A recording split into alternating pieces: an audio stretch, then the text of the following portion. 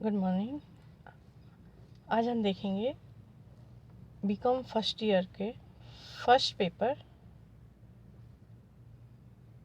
Commercial law या व्यापारिक इसका सेकंड चैप्टर अर्थात अनुबंध, परिभाषा एवं आवश्यक तत्व, कॉन्ट्रैक्ट डेफिनेशन एंड एसेंशियल्स।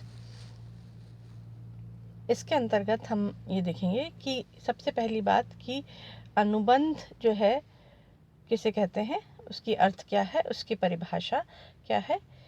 ये माना जाता है कि अनुबंध जो है वह सामान्यतः दो या दो से अधिक व्यक्तियों के बीच होने वाले वैध ठहराव यानी वैधानिक ठहराव को अनुबंध कहते हैं। किंतु कानूनी पहलू को अगर हम ध्यान देने वाले लोग ये मानते हैं कि जो भी ठहराव होता है वह बाइंडिंग होता है या एक बद्ध करने वाला, दोनों पक्षों को वचनबद्ध करने वाला माना जाता है। जैसे फॉर एग्जांपल जब हम डेफिनेशन की बात करते हैं तो न्यायमूर्ति सैमंड के अनुसार जो है अनुबंध एक ऐसे ठहराव है जो दो पक्षकारों के मध्य दायित्व उत्पन्न करता है और उनकी व्याख्या करता है। यानी a contract is an agreement creating and defining obligation between two parties. यानी हम ये मानते हैं कि अनुबंध ऐसा ठहराव है जो दो पक्षकारों के मध्य होता है और दोनों को उस एग्रीमेंट के प्रति, उस अनुबंध के प्रति बाध्य करता है, उनको उससे बांधता है।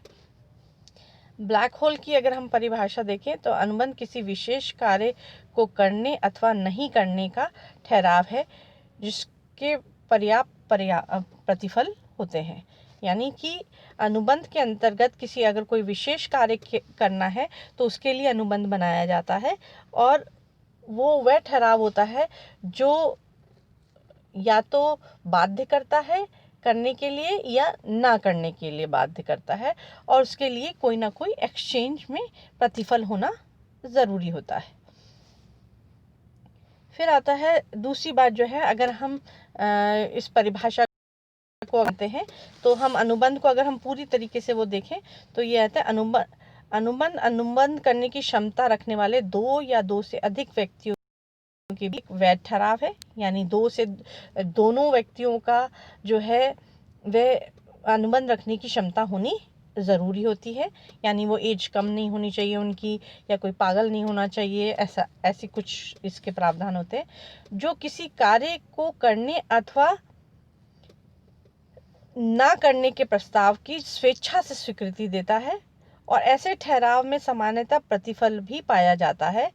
परिणाम स्वरूप ये क्या करता है, परों को आपसी अधिकार एवं दायित्व उत्पन्न होते हैं और उन्हें कानूनी रूप से बाध्य करते हैं। अब वैध अनुबंध के लिए आवश्यक तत्व क्या होते हैं ये हम देखेंगे। वैध अनुबंध के लिए जो आवश्यक तत्व होते हैं उसमें सबसे पहला आता है एक से अधिक। हम ये मानते हैं कि वैध अनुबंध का प्रथम आवश्यक तत्व है कि दो या दो से अधिक पक्षकार होने चाहिए और वो दोनों पक्षकार जो है वो अनुबंध करने की क्षमता रखने वाले होने चाहिए। दूसरा आता प्रस्ताव एवं स्वीकृति अथवा ठहराव। वैध अनुबंध के लिए दूसरी महत्वपूर्ण बात है वो है पक्षकारों के बीच में ठहराव होना। यानी जब हम अनुबंध करते हैं तो दोनों पक्षकारों के बीच में एक ठहराव होता है और उसका विधिवत प्रस्ताव किया जाता है और उसकी विधिवत स्वीकृति दी जाती है। अर्थात दो पक्षकार एक साथ एक ही समय पर एक ही वस्तु के क्रय विक्रय के लिए बात करते हैं। तीसरी चीज जो आती है वैधानिक संबंध स्थापित करने की intention of creating legal relation. यदि दो पक्षकार आपस में कोई ठहराव करते हैं तो उनका उद्देश्य या मंतव्य जो है आपस में किसी प्रकार के वैधानिक संबंध स्थापित करने का नहीं है। वो ठहराव वैध अनुबंध नहीं बन सकता। व्यवहार में हम ऐसा कहें कि ठहराव करते समय जो है उनके बीच में आपस में वैधानिक संबंध उत्पन्न करने के लिए लिखित में ठहराव होना आवश्यक है।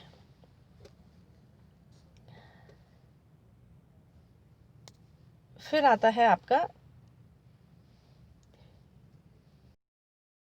विपरीत अनुबंधों के अंतर्गत जो है हम ये मानते हैं कि किसी भी कई बार जो है जब हम ठहराव औपचारिक रूप से ही कर रहे हैं, ना ही स्मरण पत्र वैध एवं औपचारिक रूप से लिखा जा सकता है, तो न्यायालयों को वैधानिक क्षेत्राधिकार में भी नहीं आएगा। न्यायालय निर्णय अगर करता है कि पक्षकारों के वैधानिक संबंध स्थापित करने या ना करने के इरादे को केवल एक आधार पर तय नहीं किया जा सकता कि कोई पक्षकार ऐसा कह रहा है। फिर चौथा आता है पक्षकारों में अनुबंध करने की क्षमता। जो भी पक्षकार जो अनुबंध कर रहे हैं वो वैध तभी होगा जब अनुबंध करने वाले पक्षकारों में अनुबंध करने की क्षमता होगी। अनुबंध करने की क्षमता तब मानी जाती है जब वे 18 वर्ष से अधिक होने चाहिए, यानी अवयस्क नहीं होनी चाहिए, 18 वर्ष से आयु कम नहीं होनी चाहिए, अस्वस्थ मस्तिष्क का नहीं होना चाहिए या पैदाइशी मूर्ख नहीं होना चाहिए, राजनियम द्वारा अनुबंध करने के योग्य घोषित किया जा हो तब भी, जैसे राष्ट्रपति, मंत्री, दिवालिया आदि जो है वे जो है राजनियमों द्वारा अनुबंध करने के लिए अयोग्य माने जाते हैं। फिर आता है सहमति अथवा मैतक्त्य यानी कंसेंसस जो है होना जरूरी है। सहमति, दोनों पक्षकारों का सहमत होना अनिवार्य है। फिर नेक्स्ट एक और जो चीज आती है वो पक्षकारों की स्वतंत्र सहमति, free consent of the party. वैध अनुबंध के लिए सहमति या मैतव्य होना ही आवश्यक नहीं है, बल्कि स्वतंत्र रूप से दी जाने वाली होनी चाहिए। यदि शारीरिक एवं मानसिक दबाव, धोखे, भ्रम या गलती से अनुबंध में सहमति ली जाती है तो वह स्वतंत्र सहमति नहीं कहलाती है। यानी अनुमति, स्वतंत्र सहमति तब नहीं मानी जाएगी अगर वह उत्पीड़न अथवा बल से ली गई हो, अनुचित प्रभाव द्वारा ली गई हो, कपट या धोखे से ली गई हो, मिथ्या वर्णन से ली गई हो और गलती से ली गई हो, तो यह स्वतंत्र सहमति नहीं मानी जाएगी। 7वां पॉइंट है वैधानिक प्रतिफल। वैध ठहराव के लिए वैध प्रतिफल का होना अनिवार्य होता है।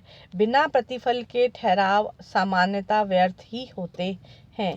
प्रतिफल कुछ बदले में जो भी अनुबंध हो रहा है दोनों पक्षकारों को से लाभ होना जरूरी है। यदि ये माना जाता है कि जो ठहराव है वह सही प्रतिफल के साथ नहीं गया है तो कपटपूर्ण उद्देश्य माना जा सकता है, उसका व्यक्ति की या संपत्ति को हानि पहुंचाना हो सकता है, लोक नीति के विरुद्ध हो सकता है। 9वां पॉइंट आता है निश्चितता। अनुबंध का एक प्रमुख तत्व यह भी है कि उसमें निश्चितता पाई जानी जरूरी है। यदि ठहराव में अनिश्चितता पाई जाती है तो ठहराव अनुबंध नहीं बन सकता है। जिन ठहरावों का अर्थ निश्चित नहीं किया जा सकता वह भी अनुबंध में परिवर्तित नहीं किए जा सकते हैं। फिर 10वां आता है निष्पादन की संभावना, पॉसिबिलिटी ऑफ परफॉर्मेंस। वैध अनुबंध वह है जिसके पक्षकार द्वारा निष्पादन किया जाता है, जिसके पक्षकारों द्वारा निष्पादन किया जाता है। यदि किसी ठहराव का निष्पादन करना असंभव हो तो ठहराव व्यर्थ होता है। कुछ ठहराव ऐसे होते हैं जिन्हें निष्पादन करना प्रारंभ से ही असंभव होता है। दूसरी ओर कुछ ऐसे ठहराव भी होते हैं जिनको करते समय निष्पादित करना संभव होता है किंतु बाद में निष्पादन करना असंभव हो जाता है, तो वो भी वैध नहीं माने जाएंगे। ठहराव स्पष्ट रूप से व्यर्थ घोषित ठहरावों में से ना हो, ये भी ध्यान में रखने वाली बात है। फिर आता है वैधानिक औपचारिकताओं का पालन, कंप्लायंस ऑफ लीगल। अनुबंध लिखित, साक्षी द्वारा प्रमाणित, रजिस्टर्ड होना चाहिए यदि किसी संबंधित अधिनियम द्वारा ऐसा अनिवार्य कर दिया गया है, किंतु यदि किसी राजनियम द्वारा ऐसी औपचारिकता नहीं लगाई गई हैं वहां पर अनुबंध को किसी भी रूप में राजनियम द्वारा परिवर्तित करवाया जा सकता है। अनुबंध सामान्यतः लिखित, मौखिक एवं गर्भित किसी भी रूप में हो सकता है। ये था, हमने देखा कि अनुबंध किसे कहते हैं और अनुबंध के लिए क्या क्या होना उसकी प्री रिक्विजिट क्या है। Thank you.